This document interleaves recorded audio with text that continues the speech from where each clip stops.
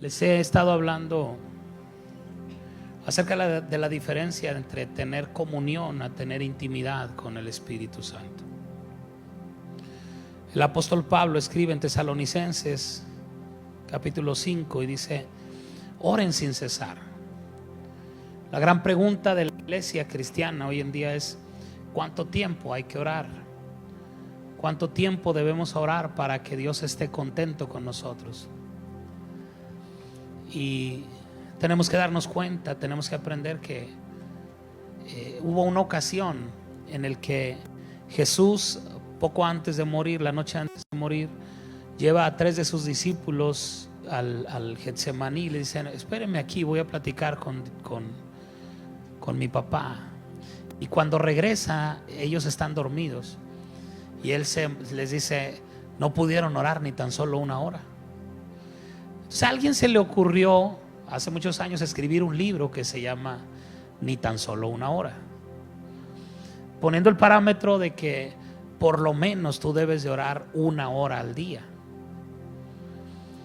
Y eso se ha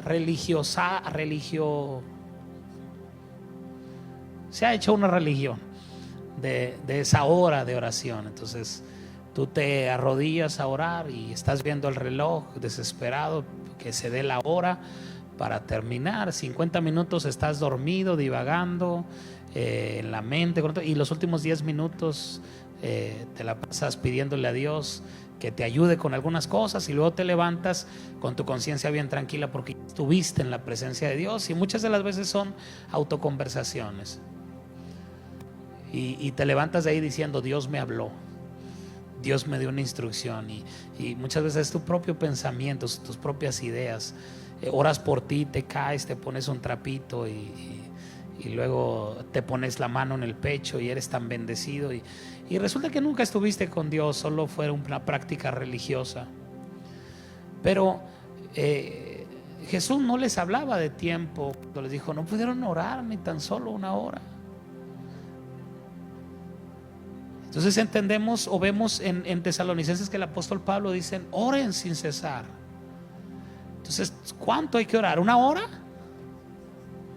Pues no, lo que debemos de orar es sin cesar. ¿Qué significa ese orar sin cesar? No es sin César, sino sin cesar. Es decir, mi pastor lo dice de esta manera: una comunión con Dios sana se compone de cortas pláticas con Dios durante todo el día. ¿Puedes decir conmigo esto? Cortas pláticas con Dios durante todo el día.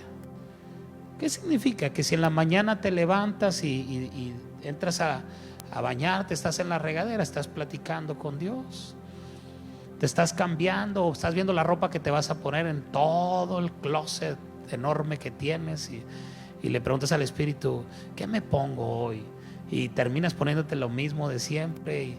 ¿Y cuáles zapatos de los 85 pares de zapatos que tienes si son mujeres, y de los 3 pares si son hombres? ¿Cuántos pares tienes, Fili, de zapatos? 3, ¿verdad? Yo 3. Sammy, 3 nomás. Luis, ¿cuántos? 3 nomás. 1, un par de zapatos, como debe ser. Así somos los hombres. Y le dice al Espíritu: ¿cuáles me pongo? Los verdes, los rojos, los azules, los naranjas, los blancos. Y te ponen las mismas cascaritas de siempre, ¿verdad? Para mostrar humildad, ¿verdad? ¿Para qué me pongo los Jordan y los...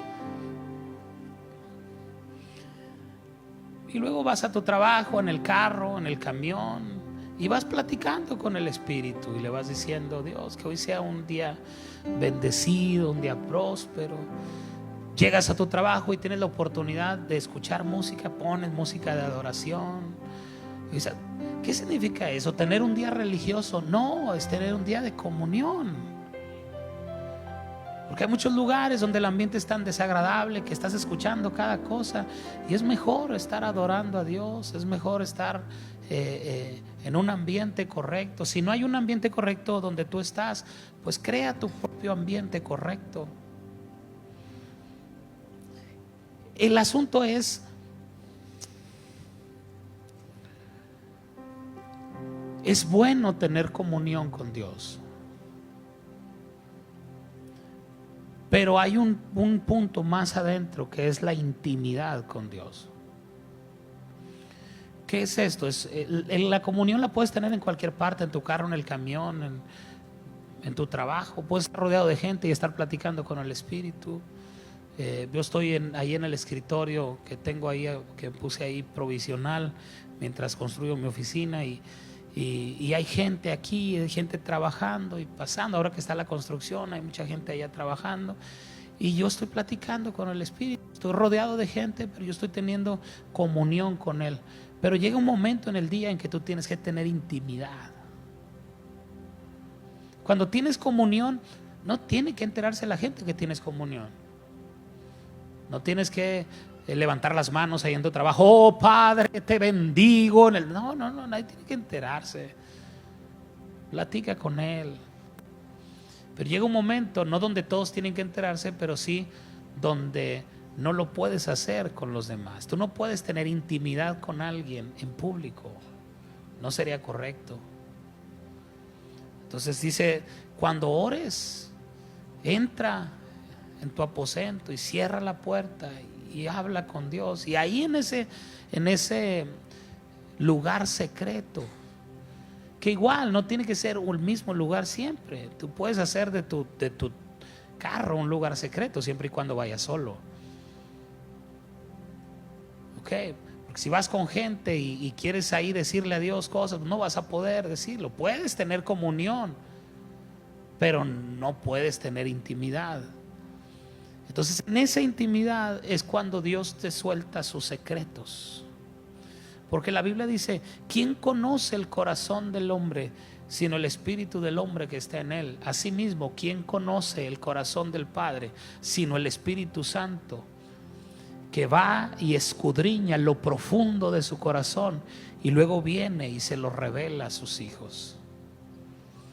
Cuando tú entras en intimidad, prepárate, porque el Espíritu Santo está cargado de información. Él está escuchando lo más profundo del corazón del Padre hacia ti. Y cuando tú entras en esa intimidad, el Espíritu Santo te va a comenzar a hablar, te va a comenzar a dar dirección. Hoy me pasó algo muy particular, muy especial. Estoy recordándolo mucho, hombre, ya no lo invoques. Le hacía preguntas al Espíritu y le decía: mira, yo sé que somos amigos, somos cuates, y yo no quiero fingir ni aparentar ni nada, porque pues, si alguien me conoce, eres tú. Y le dije: la verdad no sé si sea la oración correcta, pero le empecé a preguntar cosas. Le empecé a decir al Espíritu, voy a ser bien honesto, bien sincero. Una de las preguntas que le hice al Espíritu es: ¿por qué la gente falta tanto a la iglesia?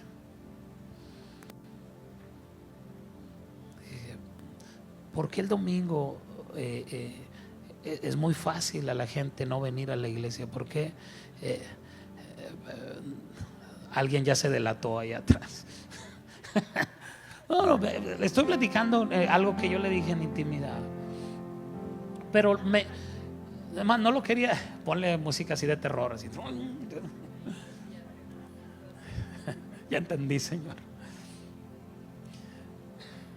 No, es una pregunta para mí. Yo le decía al Espíritu: yo sé que no se trata de hacer, sino de creer, de concluir. Porque es bien fácil orar y decirle a Dios: ¿qué tengo que hacer, Padre? Pero bajo la gracia no es hacer. Entonces le digo: yo sé que no tengo que hacer algo, pero ¿qué tengo que concluir en mi mente? ¿Qué no estoy concluyendo para que eso cambie? Eso fue entre algunas otras cosas. Y yo estoy creyéndote por el crecimiento de la iglesia desbordante. Yo les platiqué el domingo al final de la reunión que estando allá en Pachuca, uno de los días desperté y escuché al Espíritu que me dijo en inglés desbordamiento, me dijo overflow. Ya ando en un nivel acá bien internacional, ya Dios me habla en inglés, ¿verdad? Y ahorita me habló otra vez en inglés y lo va a ver. Es una señal que vienen muchos gringos acá a la iglesia Y él me dijo así, me dijo, desperté y escuché esa palabra, overflow, que significa desbordamiento. Y yo dije, yo te creo por desbordamiento en todas las áreas. Y el domingo tuvimos una asistencia de gente que recibió a Cristo y gente que tiene poquito de haberse agregado a la iglesia. Bien, había mucha gente nueva. Dije, si hubiera venido todos los que pertenecemos a la iglesia, estuviera lleno esto, estuviéramos viendo el desbordamiento. Y yo decía, yo te creo en esta gloria, que todo es aquí y ahora, no es mañana, sino es hoy. Yo creo esas palabras para hoy. Entonces en mi desesperación yo le estaba diciendo a Dios qué tengo que hacer, aunque no lo decía porque no es correcto. Decía, pues no es algo que yo tenga que hacer, es algo que yo tengo que concluir. ¿Cuál es la conclusión que tengo que cambiar? ¿Cuál es el ajuste que tengo que hacer en mi espíritu, en mi corazón?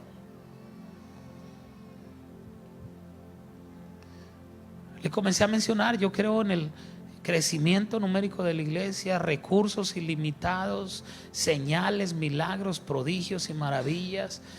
Una vez el Espíritu me habló y me dijo, esta casa va a tener tecnología de primer mundo, la más alta tecnología, y yo lo voy a hacer, yo voy a traer eso a la iglesia. Y yo estoy creyendo en eso. Yo estoy creyendo. Una vez el Espíritu me dijo que vamos a tener una organización musical que va a tocar el mundo, no un grupo musical, sino una marca, o no sé cómo decirlo. Dios me lo habló y yo le creo. Dios tiene un problema conmigo, yo le creo. Yo nunca digo, ¿y cómo será esto? ¿Y en cuándo? Entonces, yo simplemente le creo. Digo, pero yo estoy creyendo aquí y ahora, no mañana. Yo quiero ver esto. Y le mencionaba todas las promesas que yo recordé en ese momento, que nos ha hecho a lo largo del tiempo. Y sentí una palabra de Dios que me impactó mucho. El Espíritu me habló y me dijo, todas mis promesas se cumplen en Cristo.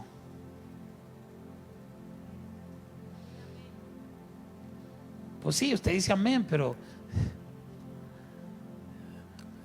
yo le dije, mi no entender. ¿Podrías decírmelo en inglés para poder entender? Todas las promesas, todas mis promesas se cumplen en Cristo. Yo le digo amén.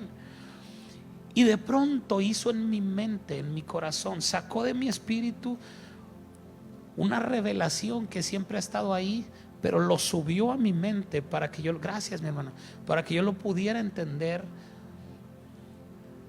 Porque cuando me dice, todas mis promesas están cumplidas en Cristo, y yo le digo amén, pero no entiendo. Y me dijo estas palabras el Espíritu, y con eso ¡pum!, el software se actualizó y pude ver lo que no estaba viendo. Me dijo, catch the fire.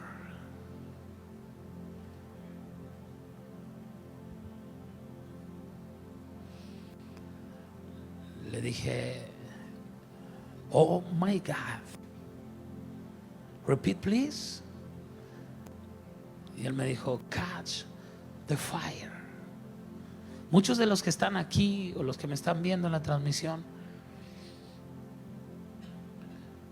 saben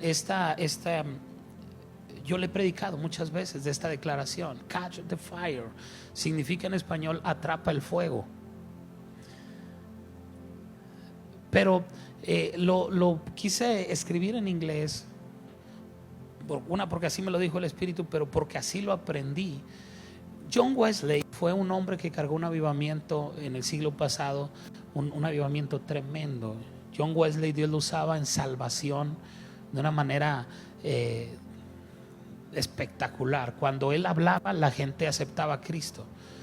Era redarguida de pecado en donde quiera que él estaba. Él iba al mercado y decía, me da 1 kilo de fresas.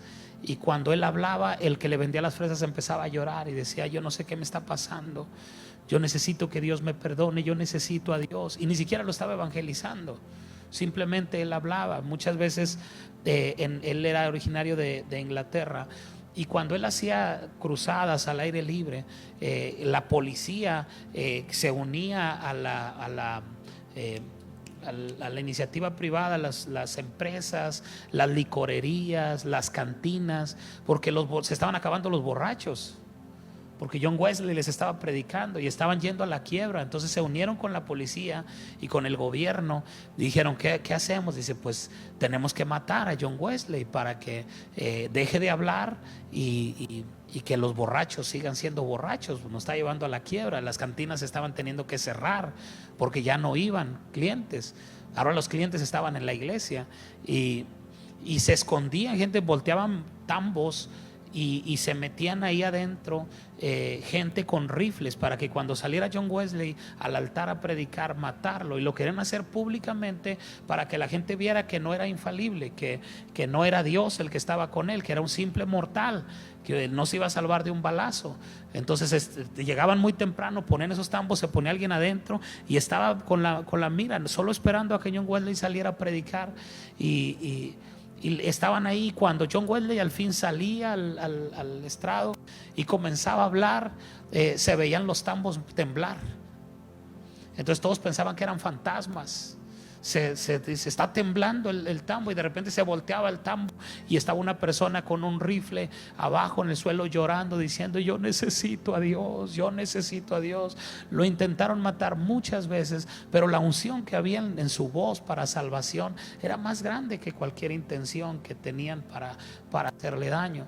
Entonces John Wesley comienza a preparar, a discipular personas para enviarlas a las misiones, a ser pastores, a ser evangelistas. Y una ocasión, esto está registrado en la biografía de John Wesley, uno de los pastores que él estaba preparando levantó su mano y le dijo, hermano Wesley, ¿qué podemos hacer para que la gente venga a la iglesia? Salimos a evangelizar, salimos a hablarles de Cristo, pero la gente no quiere venir a la iglesia.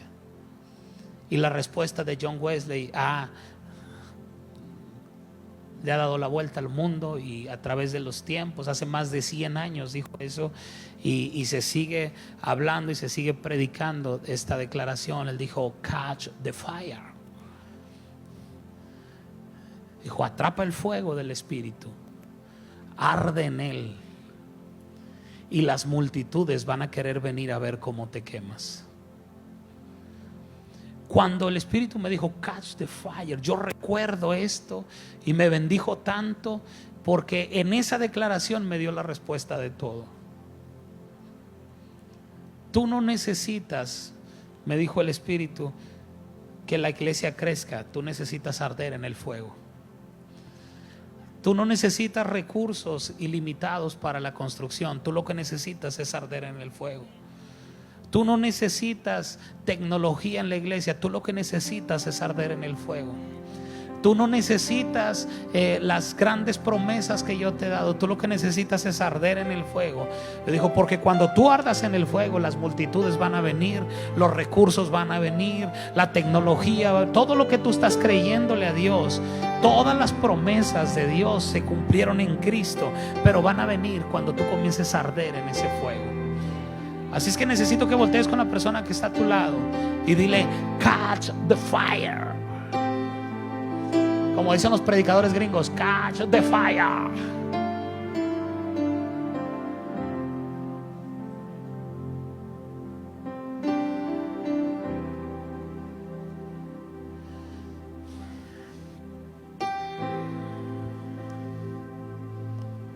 El pastor Ricardo Rodríguez, pastor del Centro Mundial de Avivamiento en Bogotá, Colombia, más de 50,000 miembros su iglesia. He tenido la oportunidad de estar allá 2 ocasiones. Y él platica algo y dice que antes de que comenzara a hacer el Centro Mundial de Avivamiento, él se metió en una intimidad con el Espíritu profunda. Dice que Colombia estaba volcada a un sistema de crecimiento que estaba muy famoso en ese entonces, que hoy todo el mundo lo conoce como el G12, células o grupos pequeños. Y dice que él le dijo al Espíritu, eso es lo que yo tengo que hacer. Si yo fui a un seminario donde enseñaron todo eso, eso venía de Seúl, Corea, y algunas iglesias lo empezaban a adoptar. y le dijo al Espíritu: esto es lo que yo tengo que hacer para crecer la iglesia. Y dice que el Espíritu Santo le habló, le dijo: solo trae mi presencia a la iglesia. Si tú traes mi presencia a la iglesia, las multitudes van a venir. Dice: yo no establecí, de hecho es una iglesia muy extraña, porque no tienen reuniones de jóvenes, ni de mujeres, ni de hombres, ni de niños, ni de nada. Solamente tienen 2 reuniones a la semana, una el viernes y 2 el domingo. El domingo a las 9 de la mañana y a las 11 de la mañana. A una reunión van 25,000 y a la otra van los otros 25,000. En estos días sucedió algo poderoso. Celebraron 30 aniversario, algo así, del avivamiento, 32 aniversario, no sé cuántos años. Y una nube se posó sobre todo el auditorio. No sé si han visto fotos o videos donde se ve la nube ahí dentro del auditorio. Está tremendo. Y cuando tú les preguntas a ellos cómo hicieron para que todo esto sucediera, y de ellos el pastor Ricardo Rodríguez dice: solo traje la presencia de Dios a la iglesia. Y cuando traes la presencia de Dios a la iglesia, la gente quiere estar ahí.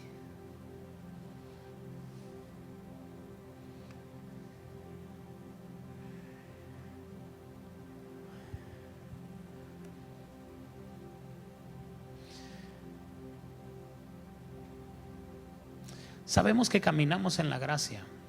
Cuando el Espíritu me estaba hablando esto, dije, yo soy muy llorón cuando, bueno, siempre, pero cuando hablo con el Espíritu más. Cuando yo escucho su voz, yo derramo mi corazón. No importa lo que me esté diciendo, me podría estar regañando o felicitando o haciéndome cosquillas y yo lloro.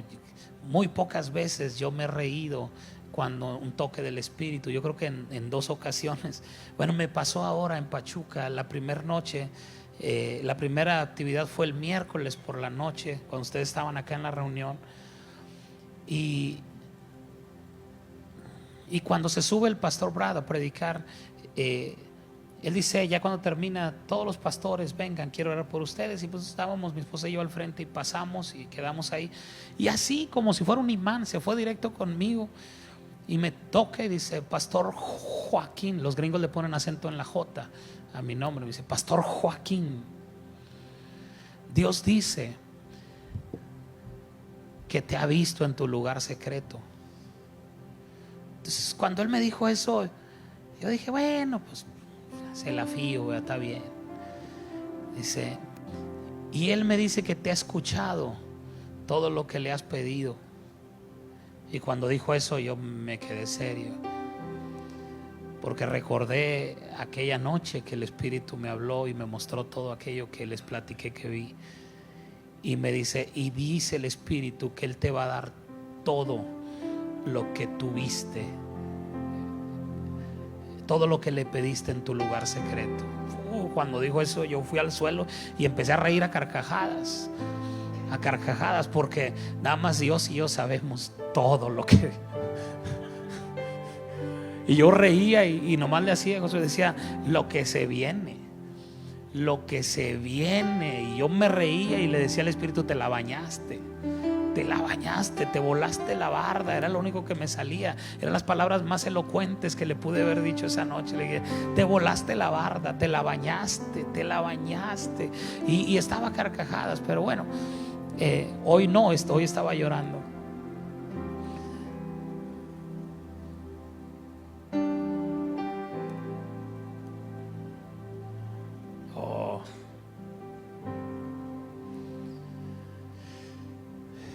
Y me dijo el Espíritu algo mientras yo estaba recibiendo esto. Yo empiezo a recordar las veces que le he predicado de traer de atrapar ese fuego, y como hace 2 años, 3 años casi, que regresé la primera vez de Bogotá y el Espíritu se empezó a mover de una manera tremenda acá. Y me dice el Espíritu: esta vez va a ser diferente, porque esta vez va a ser permanente. Va a ser sin temor y sin miedo. Y va a ir en incremento. Me dijo: porque hoy caminan bajo la gracia.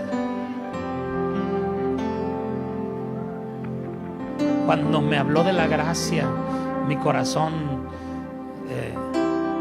casi revienta ahí. Y me dice, aquella vez tú lo hiciste con miedo. Tenías miedo de perderlo. Tenías miedo de hacer algo que me espantara de ustedes. Dice, pero yo te he hecho entender que mi presencia siempre ha estado contigo. Que mi presencia siempre ha estado en ese lugar. Yo nunca me he ido. Yo siempre he estado ahí. Me dice, ¿sabes por qué? Porque cuando nadie me quería en tu ciudad, tú me anhelabas. Cuando nadie hablaba de mí en tu ciudad, tú hablabas de mí. Y me dijo, esta casa sigue siendo mi casa. En cada reunión es agitar las aguas. Es lo único que tenemos que hacer, agitar las aguas. No tienes que hacer nada más. Solamente cuando sientas que no estás entrando en presencia, que no estás fluyendo en la presencia, en ese momento tienes que empezar a agitar las aguas. Toca a la persona que está a tu lado y dile, solo es agitar las aguas. No hay manera, iglesia, más sencilla de agitar las aguas que hablando en otras lenguas. Cuando tú comienzas a hablar otras lenguas, el Espíritu sabe que estás hablando su lenguaje. Estás hablando misterios. Estás hablando directamente con Él. Estás abriendo un túnel que va desde la tierra hasta el cielo.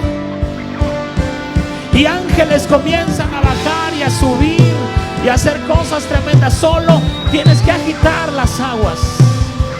No tienes que hacer más. Solo agita las aguas. Solo el Espíritu Santo me dijo, ahora ya saben lo que mi palabra dice en Timoteo. Aviva el fuego del don de Dios que está en ti, el cual te fue dado por la imposición de mis manos. Ya el fuego no está afuera, ¿vale? Y lo tenemos que traer. El fuego está en nosotros. Y lo único que tenemos que hacer es agitarlo. Agitarlo. Echarle leña. Soplarle. Hablar en lenguas. Hablar el lenguaje del Espíritu. Movernos. Fluir. Oh, presar a barrerere.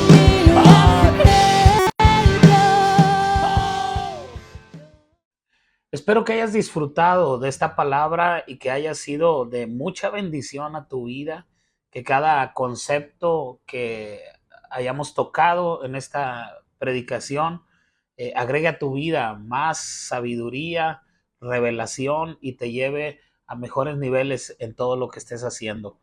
Quiero agradecerte por tomarte el tiempo de ver nuestros materiales y quiero invitarte para ser socio del ministerio de la Gran Carpa de los Milagros. Si tú quieres ayudarnos a seguir expandiendo el mensaje del Evangelio de Jesucristo, tú puedes ser socio en este ministerio. Aquí aparecerán los datos para que tú lo puedas hacer y te invitamos a que te unas con nosotros y podamos extender el mensaje, el Evangelio de la Gracia por todas partes. Dios te bendiga.